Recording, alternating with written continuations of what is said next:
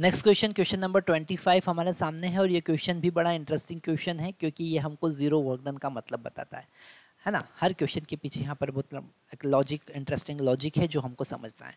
Calculate the work done by a car against the gravity in moving along straight horizontal road.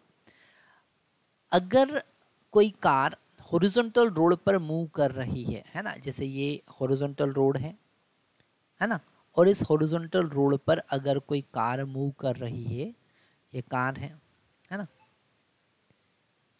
तो यहाँ पर इस car का displacement जो है वो तो हॉरिजॉन्टल है और work done against the gravity, तो ग्रेविटी के अगेंस्ट फोर्स किधर लगेगा, ग्रेविटी के अगेंस्ट फोर्स तो परपेंडिकुलर लगेगा, अपवर्ड, है ना।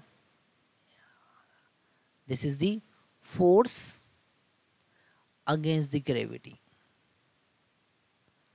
Against the gravity.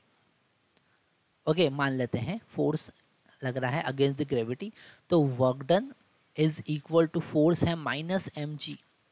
ओके, और क्योंकि अगेंस्ट द ग्रेविटी, और डेल्टा आर डिस्प्लेसमेंट और एंगल है 90 डिग्री, दोनों के बीच का एंगल कितना है, 90 डिग्री है ना। यहाँ पर डिस्प्लेसमेंट और वर्क डन के बीच, डिस्प्लेसमेंट और फोर्स के बीच का एंगल कितना है, 90 डिग्री है, तो वर्क डन कितना होना है, 0 होता है।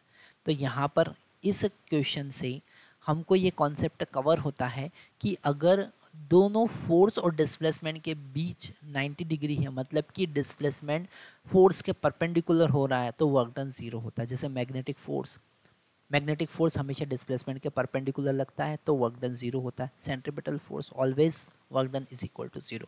तो यहाँ पर ग्रेविटी, अगर हम हॉरिजॉन्टल डायरेक्शन में मूव करते हैं तो वर्क डन बाय ग्रेविटी कितना होता है, 0 होता है।